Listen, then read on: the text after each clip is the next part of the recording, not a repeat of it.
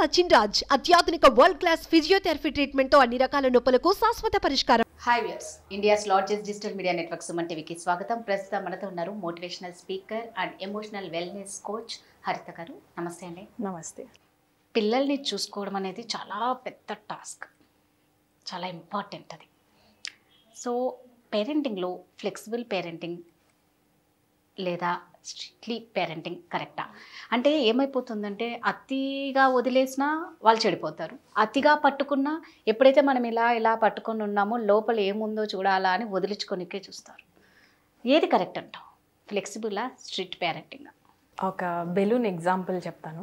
ఇప్పుడు నార్మల్గా ఉన్న బెలూన్ మనం తీసుకున్నాము, ఊదేం ఎక్కువ ఊదేమనుకోండి, అదేమవుతుంది? టాప్ అంటే ఆటోమేటికల్గా అదే పగిలిపోద్ది, మనం ఏం చేయక్కర్లా.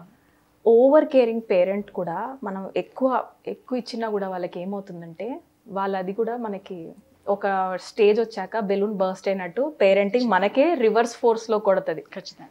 అలా అని అసలు బెలూనే ఫిల్ చేయకపోతే దాని బ్యూటీ అది.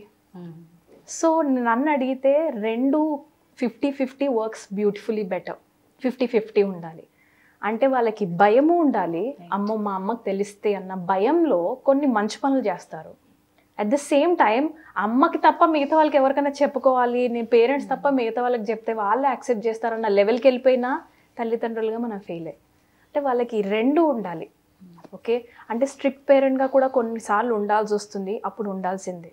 అట్ ద సేమ్ టైం ఫ్లెక్సిబుల్గా కూడా ఉండాలి. వాళ్ళు స్ట్రిక్ట్గా ఉన్నప్పుడు సరే ఏదైనా తప్పు చేశారు, we have to give them that openness also. అంటే మీకు నా దగ్గరకు వస్తే నీకు ఆ ఫర్గివ్నెస్ దొరుకుతుంది, నిన్ను యాక్సెప్ట్ చేసేది ప్రపంచంలో నేనే అన్న లవ్ అండ్ కాన్ఫిడెన్స్ కూడా మనమే ఇవ్వాలి. సో 2 ఉంటాయి. సో ఇక్కడ నేనేం చెప్పాలనుకుంటున్నా అంటే ఒక ప్లేస్లో లవ్ ఎంత ఇంపార్టెంటో చెప్తాను. ఈ పేరెంటింగ్లో most importantly love matters most.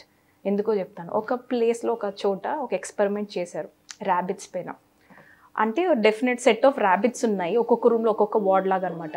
ఒక రూమ్లో ర్యాబిట్స్కి అంటే ఎక్స్ట్రా కొలెస్ట్రాల్ ఇస్తే వాటి బాడీ ఎలా ఫంక్షన్ చేస్తుంది, ఫార్మసీ ల్యాబ్స్ తెలుసు కదా ఎలా వర్క్ చేస్తాయో. సో ఒక వార్డ్లో మాత్రం సేమ్ డోస్ ర్యాబిట్స్ అన్నిటికీ ఇస్తున్నారు, ఆ పర్టికులర్ రూమ్లో ర్యాబిట్స్ మాత్రం డిఫరెంట్గా బిహేవ్ చేస్తున్నాయి. మిగతా అన్నీ ఆల్మోస్ట్ చనిపోతున్నాయి అంత ఎక్స్ట్రా కొలెస్ట్రాల్ తీసుకోలేక డోసేజ్. బట్ ఈ రూమ్లో ర్యాబిట్స్ చావట్లా అండ్ దే ఆర్ హెల్దీ. ఏంటి అసలు ఈ ర్యాబిట్స్ ఎందుకు డిఫరెంట్గా బిహేవ్ చేస్తున్నాయని అసలు వాటిని మొత్తం అబ్జర్వ్ చేశారట.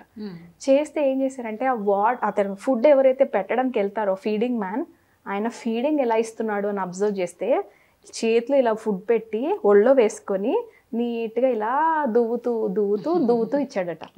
సో ర్యాబిట్స్ ఏమనుకుంటున్నాయి, హీస్ ప్రొటెక్టర్. ఆ ఎక్స్ట్రా లవ్కి, ఆయన చూపిస్తున్న ప్రేమకి ఆయన ఇస్తుంది పాయిజన్ అయినా కూడా వాటి బ్రెయిన్లో ఏం కండిషనింగ్ జరిగిందంటే హీ లవ్స్ దెమ్, నన్ను ఆయన ప్రేమిస్తున్నాడు కాబట్టి ఆ ఆలోచన కూడా లేదు అది పాయిజన్ ఏమోనని.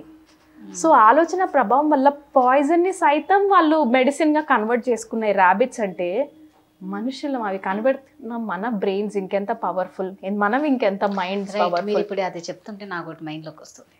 మీరు అన్నారు కదా ప్రేమతో పెడుతూ ఉంటే పాయిజన్ కూడా, ఇదే మనుషులు చేశారనుకోండి, నమ్మక ద్రోహం, తడిగుడ్డతో గొంతు కోసారు, ఎంత నమ్మించి ప్రేమించి మోసం చేశారు, ఇవన్నీ వస్తాయి కదా. పేరెంటింగ్లో డిఫరెంట్ కదా. పిల్లలు నిజంగానే తల్లిని నమ్ముతారు, రైట్, తల్లి తండ్రిని వాళ్ళు నమ్ముతారు కాబట్టి వాళ్ళు మన దగ్గరకు వచ్చి పుడతారు.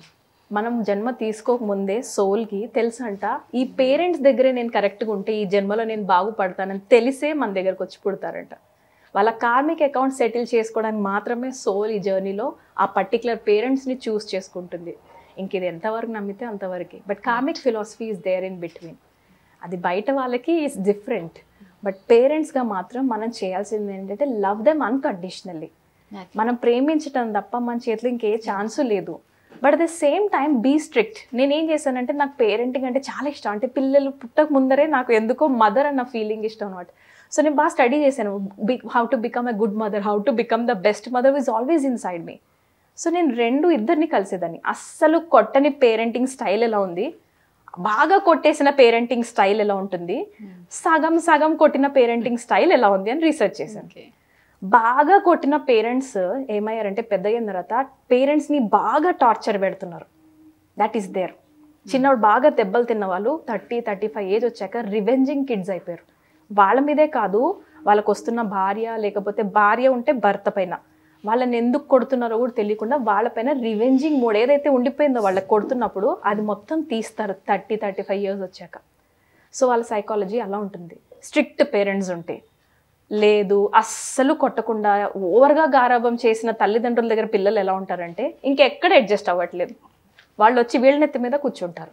మీరే మాకు అన్ని ప్రొవైడ్ చేయండి. 35 కాదు, 40 కాదు, 50-60 వాళ్ళని కూడా చూస్తున్నాను, వాళ్ళ దగ్గరే ఉండి వాళ్ళే ప్రొవైడ్ చేయాల్సి వస్తుంది. మేము చేసుకున్న తలరాతమ్మా, మేము ఒక 2 దెబ్బలు వేస్తుంటే ఈ పాటికి మాకు ఈ స్టేజ్ వచ్చేది కదా అని అంటున్న తల్లిదండ్రులు చూస్తున్నాం.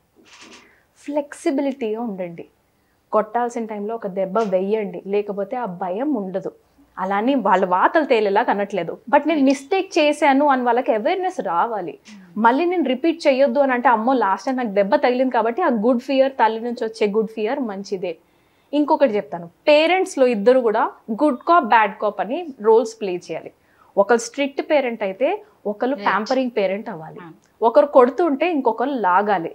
ఒకరు ఇది చూపిస్తూ ఉంటే ఇంకొకరు నేను ఉన్నానులే పర్లేదులే అన్న ఆ ధైర్యం కూడా పేరెంట్సే రోల్ ప్లే చేయాలి. లేకపోతే ఆ సపోర్ట్ సిస్టమ్ బయట నుండి వెతుక్కుంటారు. ఎగ్జాక్ట్లీ. సో 2 ఉండాలి. ఒకరు స్ట్రిక్ట్ అయినప్పుడు ఇంకొకరు ఫ్లెక్సిబుల్గా ఉండండి, ఒకరు ఫ్లెక్సిబుల్గా ఉన్నప్పుడు ఇంకొకరు తప్పదు చచ్చినట్టు స్ట్రిక్ట్గా ఉండండి. ఇద్దరు ఫ్లెక్సిబుల్గా ఉండి ఇద్దరు ఓవర్ ప్యాంపరింగ్ చేస్తే కిడ్స్ రేపు పొద్దున సఫర్ అవుతారు. నేను ఒక స్టోరీ విన్నాను చిన్నప్పుడు, అది రియల్ స్టోరీ. ఒక క్రిమినల్ ఉంటాడు, లాస్ట్కి ఉరి వేసే దగ్గరకు వెళ్ళింతాడు. చాలా పెద్ద పెద్ద క్రిమినల్స్ బాగా ఎక్కువ చేస్తాడు అన్నమాట అన్యాయాలు. సో అతన్ని ఉరి వేసే దగ్గరికి వెళ్తాడు.